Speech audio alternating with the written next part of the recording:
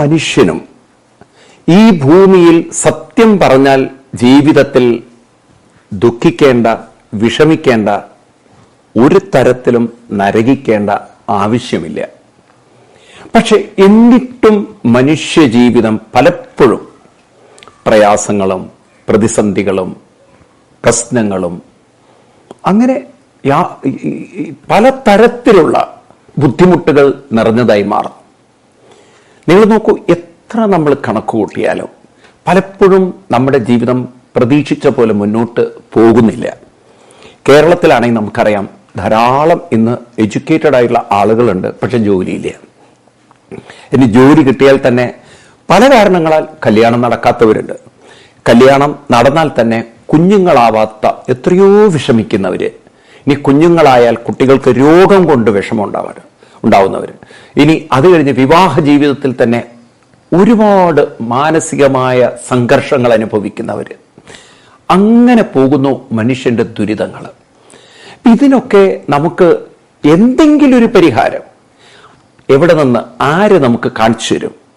സത്യത്തിൽ ഭഗവത്ഗീതയെല്ലാം പഠിച്ചിരുന്നെങ്കിൽ മാനവരാശിക്ക് ഇന്നൊരു വലിയ പരിവർത്തനം ഉണ്ടാക്കാൻ സാധിക്കുമായിരുന്നു.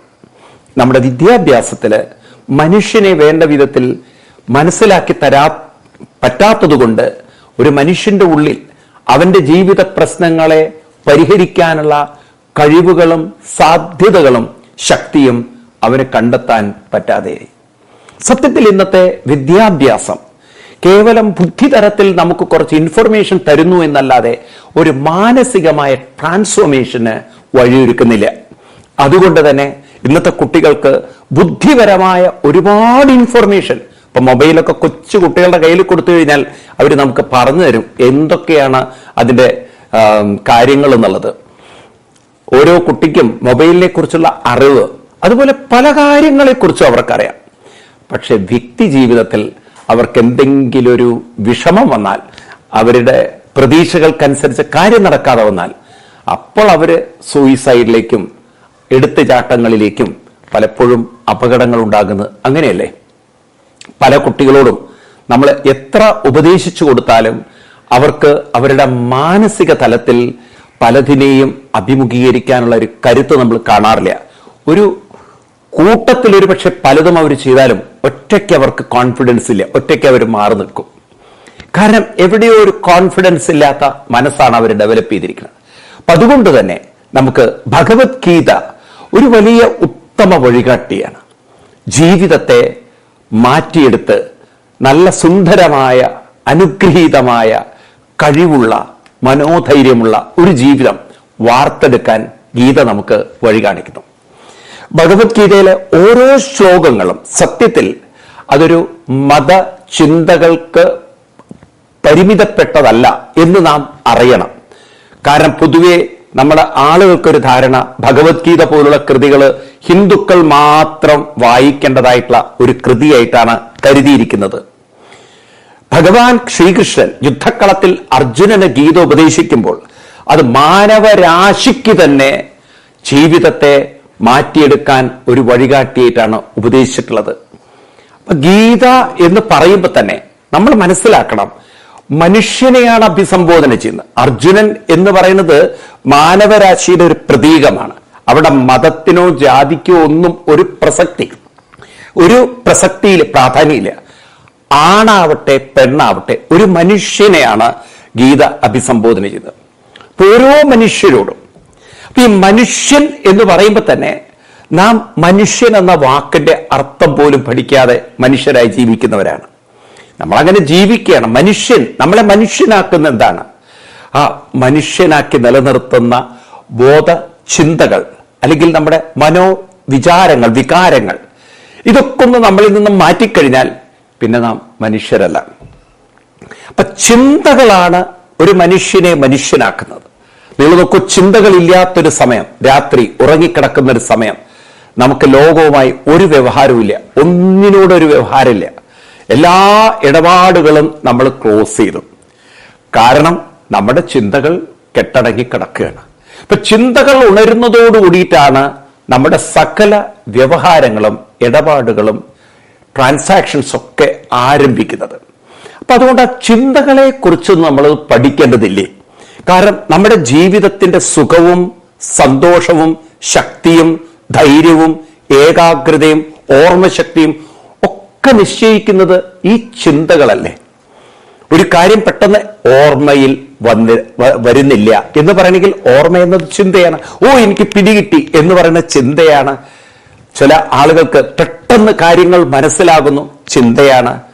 ചിലവര് എന്തു തരം പ്രശ്നങ്ങൾ ഉണ്ടായാലും വളരെ പക്വതയോടുകൂടി അതിനെ അഭിമുഖീകരിക്കുന്നു, അതും ചിന്തയാണ്. ഈ കാര്യങ്ങളൊക്കെ നോക്കുമ്പോൾ മനുഷ്യന്റെ ചിന്താ മണ്ഡലം, നമ്മളതിനെ മനസ്സെന്നും ബുദ്ധി എന്നൊക്കെ വിളിക്കുന്ന ആ ചിന്താ തലത്തെ നമ്മളൊന്ന് ശരിക്ക് പരിശോധിക്കേണ്ടതുണ്ട്, പഠിക്കേണ്ടതുണ്ട്. സത്യത്തിൽ ഗീത ആദ്യം ചെയ്യുന്നത് നമ്മുടെ ശ്രദ്ധ നമ്മുടെ ചിന്തകളിലേക്ക് കൊണ്ടുവരികയാണ്. ഒരു അന്തർമുഖത്വം, ഉൾക്കാഴ്ച നമ്മളിൽ ഉണർത്തുകയാണ്. അപ്പൊ നമ്മുടെ ചിന്തകളെ കാണാൻ സാധിച്ചാൽ മാത്രമേ ഒരു മനുഷ്യന് പരിവർത്തനം വരുത്താൻ സാധിക്കുകയുള്ളൂ. ഇന്ന് പലരും പള്ളികളിലും അമ്പലങ്ങളിലും ഒക്കെ പോകുന്നുണ്ടെങ്കിലും ഒരു പരിവർത്തനമായി അവരുടെ സാധനകൾ മാറാത്തതിന് കാരണം ആ ഉൾക്കാഴ്ചയോടുകൂടിയിട്ടല്ല, ആന്തരിക ദൃഷ്ടിയോടുകൂടിയിട്ടല്ല, അകക്കണ്ണ് തുറന്നിട്ടല്ല. അവർ പലപ്പോഴും അവർ കൊണ്ടു നടക്കുന്ന ആചാര അനുഷ്ഠാനങ്ങളെ അനുഷ്ഠിക്കുന്നത്. അപ്പൊ അതിലേറ്റവും മുഖ്യമായ ഒന്നാണ് ആന്തരികമായ ഒരു ഉൾക്കാഴ്ച. സ്വന്തം ചിന്താമണ്ഡലത്തെ ഒന്ന് നോക്കാനുള്ളൊരു കഴിവ് മനുഷ്യർക്ക് മാത്രമാണ് ഈ ഒരു ഉൾക്കാഴ്ച സാധിക്കുക. അവനവരിലേക്ക് നോക്കുക, അകക്കണ്ണ് തുറക്കുക, ഉള്ളിലേക്ക് ഒന്ന് ശ്രദ്ധ വയ്ക്കുക. അങ്ങനെ നമ്മൾ അല്പനേരം ഒന്ന് ഉള്ളിലേക്ക് കണ്ണോടിക്കണമെങ്കിൽ നമുക്ക് ധ്യാനം എന്നൊക്കെ പറയുന്ന ചില പരിശീലനങ്ങൾ ആവശ്യമാണ്. കണ്ണടച്ച് തന്നെ തന്നെ നിരീക്ഷിക്കാൻ, തന്നിലേക്ക് തന്നെ ശ്രദ്ധ കൊണ്ടുപോകാൻ സാധിക്കണമെങ്കിൽ ചെറുപ്പത്തിൽ തന്നെ അല്പനേരം കണ്ണടച്ച് ഒന്ന് ഉള്ളിലേക്ക് നോക്കാൻ നമുക്ക് സാധിക്കണം. സത്യത്തിൽ കേരളത്തിലൊക്കെ ഈ വിദ്യാഭ്യാസത്തിൽ വന്ന ഒരു വലിയ ച്യുതി ഈ ഉൾക്കാഴ്ചകളൊക്കെ നമുക്ക് നഷ്ടപ്പെടുത്തുന്ന ഒരു ജീവിത രീതി ഇവിടുത്തെ ഗവൺമെന്റുകൾ ആവിഷ്കരിച്ചു. സത്യത്തിൽ എനിക്ക് അമ്മമാരോടൊക്കെ പറയാനുള്ളത്, നിങ്ങളുടെ വീട്ടിൽ കൊച്ചുകുട്ടികളെ ചെറുപ്പത്തിൽ ഒന്ന് കണ്ണടച്ച് പരിശീലിപ്പിക്കണം. ഉള്ളിലേക്കൊന്നും നോക്കാൻ അവർക്ക് അറിയില്ല, കണ്ണടയ്ക്കാൻ തന്നെ. കാരണം എന്താ വെച്ചാൽ മനസ്സ് വളരെ റെസ്റ്റ്ലെസ് ആയാൽ കുറച്ചു നേരം കണ്ണടച്ചിരിക്കാൻ പോലും പറ്റാത്ത അവസ്ഥ വരും. ഈ കണ്ണടയ്ക്കുക എന്ന് പറഞ്ഞാൽ വെറുതെ കണ്ണടയ്ക്കല്ല, നമ്മുടെ മനസ്സിനെ ഒന്ന് ശാന്തമാക്കാൻ ഇത്തരത്തിലുള്ള ചില പരിശീലനങ്ങളെ കൊണ്ട് സാധിക്കും. അപ്പൊ അതുകൊണ്ട് ഈ ഉൾക്കാഴ്ച ഒന്ന് വേണം. മനസ്സിൽ നടക്കുന്ന ചിന്തകളെ, മനോവികാര വിചാരങ്ങളെ നമ്മളൊന്ന് റിയലൈസ് ചെയ്യണം. അപ്പൊ നമുക്ക് മനസ്സിലാക്കാൻ സാധിക്കും നമ്മുടെ സകല പ്രശ്നങ്ങളും, എനിക്ക് പലതിനെ നേരിടാൻ കഴിവില്ല, എനിക്ക് ഓർമ്മശക്തിയില്ല, എനിക്ക് മനോബലമില്ല, മനോധൈര്യമില്ല എന്നൊക്കെ പറയുന്നത് അവരവരുടെ ചിന്താ ലോകത്തിലിരുന്നു കൊണ്ടാണ്. അപ്പൊ നാം ചിന്തകളുമായി എത്ര താതാത്മ്യപ്പെട്ട് മുഴുകി ഇരിക്കുന്നത് കൊണ്ടാണ്, നമ്മുടെ ചിന്തകളുടെ സ്വഭാവത്തിനനുസരിച്ചാണ്, ചിന്തകളുടെ സ്വാധീനത്തിനനുസരിച്ചിട്ടാണ് നമ്മൾ ഓരോ വ്യക്തികളായി നിൽക്കുന്നത്. അപ്പൊ നിങ്ങൾ മനസ്സിലാക്കണം, what is personality, what is നമ്മുടെ വ്യക്തിത്വം. ഒരാളുടെ വ്യക്തിത്വം എന്ന് പറയുന്നത് അയാളുടെ ചിന്തകൾ എന്നാൽ വിചാരങ്ങളുടെ ഒരു സ്വാധീനമാണ്, ഇൻഫ്ലുവൻസ് ആണ്. ഈ വികാര വിചാരങ്ങളുടെ സ്വാധീനമാണ് ഒരാളുടെ പേഴ്സണാലിറ്റി എങ്കിൽ ഭഗവത്ഗീത നമ്മളെ പഠിപ്പിക്കുന്നത് ഈ വികാര വിചാരങ്ങളെ നമുക്ക് മാറ്റിയെടുക്കാൻ കഴിവുണ്ടെന്നാണ്. അപ്പൊ ആദ്യം ഞാൻ പറഞ്ഞു, ഒരു ഉൾക്കാഴ്ചയുള്ളവരായി തീരുക. രണ്ടാമത്തത് നമുക്ക് മനസ്സിലാക്കാൻ സാധിക്കണം, we can change our thoughts, we can change our character, we can change our pattern of thinking. നമുക്ക് മാറ്റാൻ പറ്റും. ഏത് മനുഷ്യനും അവരുടെ ചിന്തകളെ മാറ്റിയെടുക്കാൻ പറ്റും. ഈ ചിന്തകളെ മാറ്റുക എന്ന് പറഞ്ഞു കഴിഞ്ഞാൽ നിങ്ങൾ വിചാരിക്കരുത് ഇതൊരു സുപ്രഭാതം കൊണ്ട് ഞാൻ എൻ്റെ ചിന്തകളെ മാറ്റിയെടുക്കുകയാണ്. ചിന്തകളെ മാറ്റിയെടുക്കുക എന്ന് പറഞ്ഞാൽ ചിന്തകൾ സ്വയം മാറി വരണം. അപ്പൊ ഒരാളെ പെട്ടെന്ന് ഇമോഷണൽ ആവുന്നെങ്കിൽ ആ ഇമോഷണൽ സിസ്റ്റത്തിൽ നിന്ന് അയാളൊരു മെച്ചേർഡ് സിസ്റ്റത്തിലേക്ക് ഡെവലപ്ഡ് ആവാൻ സാധിക്കണമെങ്കിൽ കുറച്ചു കാലം അയാളൊന്ന് പ്രാക്ടീസ് ചെയ്യേണ്ടതുണ്ട്. അപ്പൊ എന്താണ് പ്രാക്ടീസ് ചെയ്യേണ്ടത് നമുക്ക് നോക്കാം.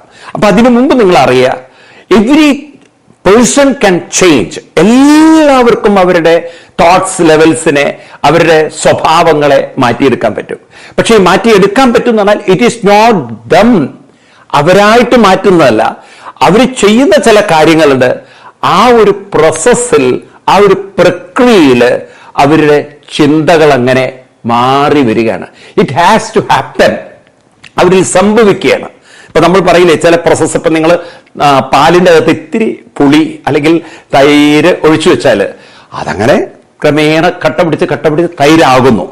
ആ ഒരു പ്രോസസ്സിൽ അതങ്ങോട്ട് നടക്കുകയാണ്.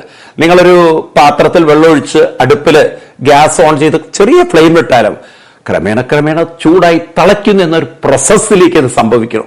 അപ്പോ ഇവിടെ നമ്മുടെ മനസ്സിലും മാറ്റങ്ങൾ ഉണ്ടാവുക എന്നൊരു പ്രോസസ് സംഭവിക്കണമെങ്കിൽ നമ്മൾ ചില കാര്യങ്ങൾ ചെയ്യേണ്ടതുണ്ട്. അപ്പൊ അതിൽ പ്രധാനപ്പെട്ടൊരു കാര്യമാണ് നമ്മുടെ ജീവിതത്തിലെ കൃത്യനിഷ്ഠ. ഈ കൃത്യനിഷ്ഠ എന്ന് പറയുന്നത് രാവിലെ കൃത്യമായി എണീക്കുക എന്നാണ് അതിന്റെ ഒരു സ്ഥൂല അർത്ഥമെങ്കിലും ബാഹ്യ അർത്ഥമെങ്കിലും അത് കേവലം നമ്മൾ എണീറ്റ് ശീലിക്കലല്ല. നമ്മൾ എണീറ്റ ഉടനെ തന്നെ ചില അനുഷ്ഠാനങ്ങളിലേക്ക് നമ്മുടെ മനസ്സിനെ പരിശീലിപ്പിക്കുക. അതായത് ഒരു കൃത്യനിഷ്ഠമായ ഒരു ജീവിതം കൊണ്ടു നടക്കുമ്പോൾ നമ്മുടെ തോട്ട്സിൽ ഒരു മാറ്റം ഉണ്ടാവും. അതായത് I can get up this time എന്ന് നിങ്ങളുടെ ഉള്ളിൽ ഡെയിലി റെക്കോർഡ് ചെയ്യുമ്പോൾ കോൺഫിഡൻസ് എന്ന് പറയുന്ന, മനോബലം എന്ന് പറയുന്ന, വിൽ പവർ എന്ന് പറയുന്ന, ശക്തി എന്ന് പറയുന്ന, ധൈര്യം എന്ന് പറയുന്ന ഒരു ചിന്ത നമ്മളിൽ രൂപപ്പെടും. അപ്പൊ നിരന്തരം കൃത്യനിഷ്ഠ പാലിക്കുന്നവർക്ക് മനസ്സിലെ ധൈര്യം ക്രമേണ കൂടി വരും. അപ്പൊ അമ്മമാരെ മനസ്സിലാക്കണം, ഈ കുട്ടികൾക്ക് ഇന്ന് വളരെ മനോബലമില്ലാതെ ജീവിക്കുന്നവരാണ്. അതുകൊണ്ടാണ് പരീക്ഷയാകുമ്പോഴൊക്കെ അവർക്കൊക്കെ ഒരുപാട് പേടി. ഒരുപക്ഷെ നിങ്ങൾ ഇതൊക്കെ ഇഗ്നോർ ചെയ്യാം, എന്റെ കുട്ടിക്ക് അതൊന്നും പ്രശ്നമല്ല, പരീക്ഷയ്ക്കൊക്കെ പേടി സ്വാഭാവികമാണ്. പക്ഷെ ഈ പേടിയാണ് നാളെ അവരുടെ ജീവിതത്തിൽ വലിയ രോഗങ്ങളായി മാറുന്നത് എന്ന് നിങ്ങൾ അറിയുന്നില്ല. അതായത് മനുഷ്യ മനസ്സിലുണ്ടാകുന്ന ഇത്തരം ഭയങ്ങൾ നേരത്തെ നിങ്ങൾ ഇഗ്നോർ ചെയ്യുമ്പോൾ, നമ്മുടെ മനസ്സിൽ ഭയം ഉണ്ടാകുമ്പോൾ ഈ ശരീരത്തിന് രോഗം വരുത്താൻ പ്രേരിപ്പിക്കുന്ന കുറെ കെമിക്കൽസ് നമ്മുടെ ശരീരത്തിൽ രൂപപ്പെടും. അതായത് അഡ്രിനാൽ പോലുള്ള കെമിക്കലൊക്കെ നമ്മുടെ ബ്ലഡിൽ കൂടി വരും.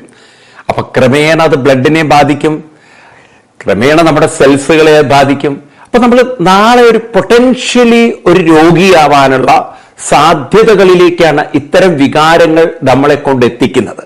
അപ്പൊ അതുകൊണ്ട് ഇതിനെ ഇഗ്നോർ ചെയ്താൽ ഇന്നത്തെ മനോ ആദിയാണ് നാളത്തെ ശരീര ആദി. അപ്പൊ മനസ്സിന്റെ ആദി ശരീരത്തിന്റെ വ്യാധിയാണെന്ന് നാം തിരിച്ചറിയണം. അപ്പൊ അതുകൊണ്ടാണ് ഇത്തരത്തിലുള്ള മാനസിക പ്രശ്നങ്ങളെ ചെറുപ്പത്തിൽ തന്നെ നമുക്ക് മാനേജ് ചെയ്യാനുള്ള ഒരു കഴിവ് നമുക്കുണ്ടാവേണ്ടത്. അമ്മമാരോട് ഞാൻ പറയുന്നത് വളരെ ശ്രദ്ധിച്ചാൽ കൊച്ചുകുട്ടികളെ നമുക്ക് രക്ഷിക്കാം. അതായത് നിങ്ങൾ കുട്ടികളൊരു കോളേജിലൊക്കെ എത്തിക്കഴിഞ്ഞിട്ട് അവരെ ഉപദേശിക്കാൻ പോയാൽ ശരിയാവില്ല. കാരണം അവർക്കത് അവരുടെ ശീലങ്ങളിൽ അത് വന്നിട്ടില്ല. അപ്പൊ നമ്മൾ തെറ്റായ ശീലങ്ങൾ ഉണ്ടാക്കി വെച്ചതുകൊണ്ട് അവരുടെ ജീവിതം ദുരന്തപൂർണമായി തീരുന്നു. അപ്പൊ ഒരു കൃത്യനിഷ്ഠമായ ജീവിതം നമ്മൾ അവരെ പരിശീലിപ്പിച്ചെടുത്താൽ പല പ്രശ്നങ്ങൾ വരുമ്പോഴും അവരുടെ ഉള്ളിലൊരു കോൺഫിഡൻസ് വരും, എനിക്കിത് പരിഹരിക്കാൻ പറ്റും, എനിക്കിത് സോൾവ് ചെയ്യാൻ പറ്റും.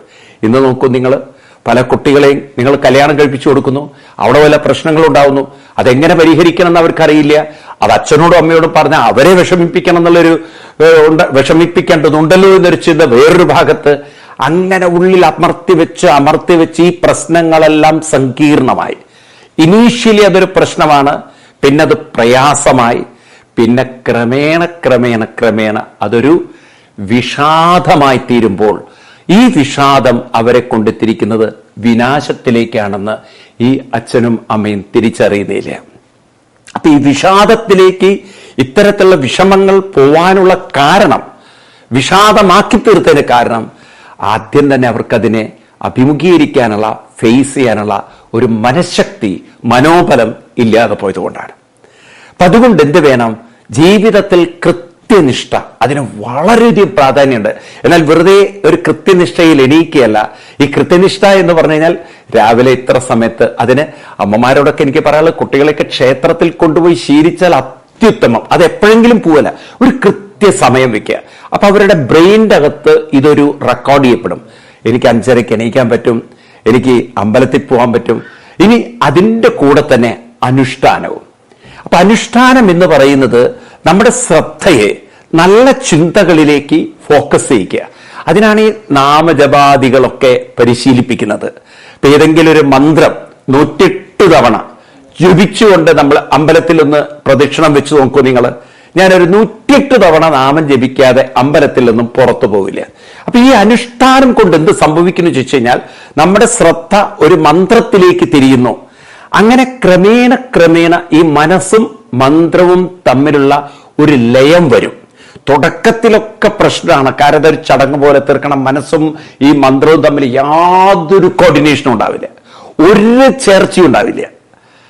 നിങ്ങൾ പലപ്പോഴും കണ്ടിട്ടില്ലേ, നമ്മൾ തന്നെ നമ്മളെ ജീവിതത്തിൽ കണ്ടിട്ടുണ്ടാവും പല കാര്യങ്ങൾ. അതായത് നമ്മൾ പല കാര്യത്തിൽ നമ്മൾ ഇൻവോൾവ് ചെയ്യുമ്പോൾ നമുക്ക് ആദ്യം ഒരു തുടക്കത്തിൽ ഇൻട്രസ്റ്റ് ഉണ്ടാവണമെന്നില്ല. ഇപ്പൊ ഒരു ജോലിയിലൊക്കെ ഏത് കാര്യത്തിലും പിന്നെ പിന്നെ പിന്നെ പിന്നെ അതിലങ്ങോട്ട് ഇൻവോൾവ്മെന്റ് കൂടുകയാണ്, ഇൻട്രസ്റ്റ് വരികയാണ്. ഇതുപോലെയാണ് ജപം. തുടക്കത്തിൽ ഒരു ഇൻട്രസ്റ്റിംഗ് ആവണമെന്നില്ല, ഇൻവോൾവ്മെന്റ് ഉണ്ടാവണമെന്നില്ല.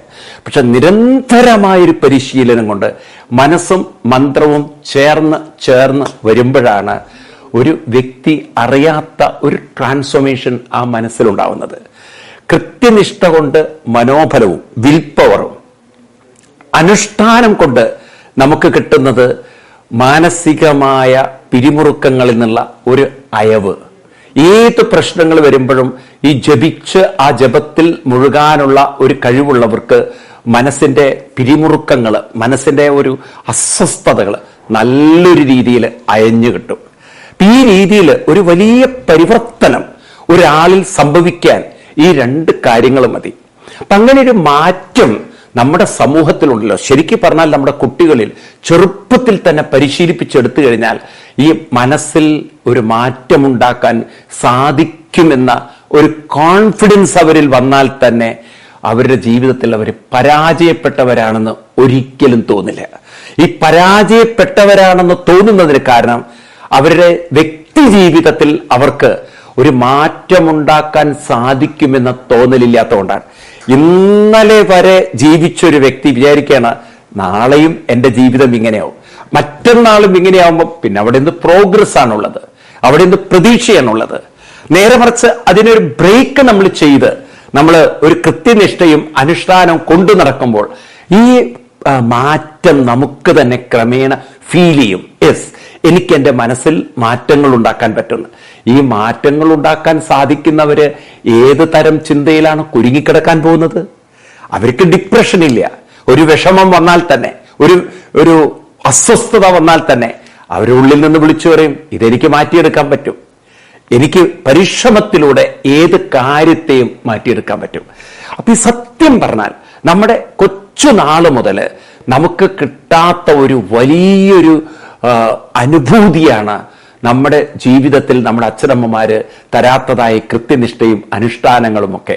അതുണ്ടായിരുന്നുവെങ്കിൽ ഇന്ന് ഞാൻ ഉറപ്പു തരാം, നമ്മുടെ വീടുകളിലൊന്നും ഒരു കുട്ടിയും വളരെയധികം മാനസികമായ ഡിപ്രഷൻ വന്ന് ജീവിതത്തിൽ ഇന്ന് സൈക്കാട്രിസ്റ്റുമാരുടെ അടുത്ത് പോകേണ്ടി വരികയോ അല്ലെങ്കിൽ വല്ല സൈക്കോളജിസ്റ്റുകളുടെ അടുത്ത് പോയി കൗൺസിലിങ്ങിന് പോവുകയോ അല്ലെങ്കിൽ ജീവിത നിരാശ വന്ന് ഡിപ്രഷന്റെ മരുന്ന് കഴിക്കുകയോ അതുമല്ലെങ്കിൽ വല്ലാത്ത കടുത്ത നിരാശ കാരണം ആത്മഹത്യ പോലുള്ള ചിന്തകളിലേക്ക് പോവുകയില്ല.